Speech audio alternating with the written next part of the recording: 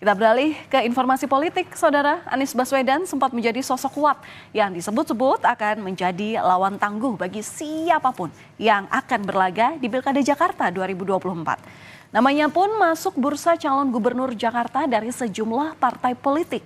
Ada yang terang-terangan menyebut, ada pula yang seakan malu-malu. Namun kini Anies justru kehilangan satu persatu dukungan potensial. Tingginya elektabilitas membuat Anies pede alias percaya diri dan tak terbersit ke jalur independen karena yakin bisa menggait partai untuk mengusung ke Pilkada Jakarta. Hasil survei Litbang Kompas salah satunya, Saudara, pernah menunjukkan kalau potensi Anies ini cukup menjanjikan menjadi bakal calon gubernur. Survei Litbang Kompas pada tanggal 15 hingga 20 Juni 2024 lalu menunjukkan kalau Anies Baswedan ini memiliki elektabilitas tertinggi di Jakarta. Elektabilitas Anies bahkan berada di angka 29,8%.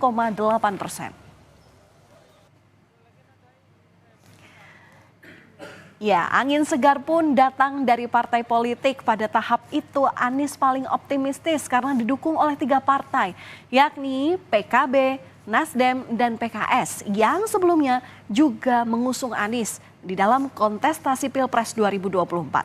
Sementara Koalisi Indonesia Maju atau KIM masih belum jelas karena Ridwan Kamil masih dilematis saat itu antara maju ke Jakarta atau justru tetap di Jawa Barat.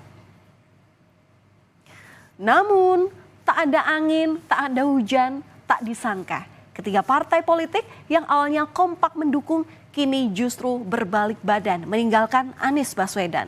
Ketiga partai yang tadi saya sebutkan, PKB, Nasdem, dan PKS berbondong-bondong pindah haluan dan bergabung dengan Koalisi Indonesia Maju. Mengapa bisa demikian?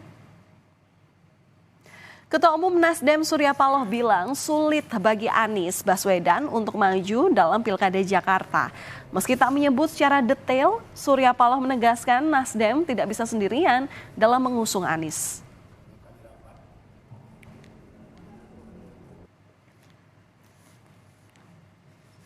Sementara juru bicara PKS Muhammad Khalid menyebutkan tidak ada progres dari pencalonan Anies dan Sohibul Iman hingga batas waktu pada tanggal 4 Agustus 2024. Karena kondisi itu, maka PKS memutuskan untuk menjalin komunikasi dengan Koalisi Indonesia Maju yang mengusung Ridwan Kamil untuk maju jadi calon gubernur Jakarta.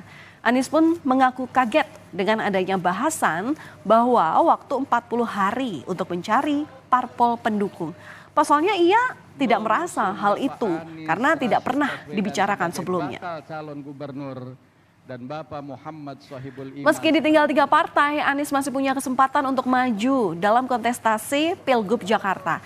Pada Sabtu siang, Anies Baswedan bahkan menyambangi kantor DPD PDI Perjuangan.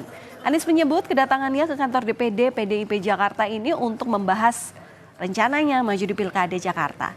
Namun Anies menyebut pertemuan dengan elit DPD PDIP bukan dalam menentukan keputusan terkait dukungan PDIP untuk mengusung dirinya maju ke Pilgub Jakarta. Anies menyebut hasil pertemuan hari kemarin di hari Sabtu itu dengan DPD PDI Perjuangan tetap akan menunggu keputusan dari Ketua Umum Partai Megawati Soekarno Putri.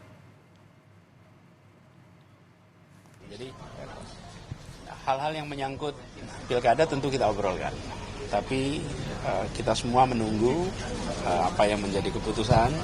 Jadi tadi sama sekali kita tidak menyinggung tentang keputusan, langkah, dan lain-lain, karena semuanya ada di DPP partai, di luar kewenangan kita. Tapi kita kalau Pak Anies mau didukung, Pak Anies mau atau enggak nurut sama Bu Mega gitu Pak. Nah Pak Anies melihat itu seperti apa Pak? Ya, jadi kita semua menyadari bahwa beliau merujuk kepada amanat konstitusi.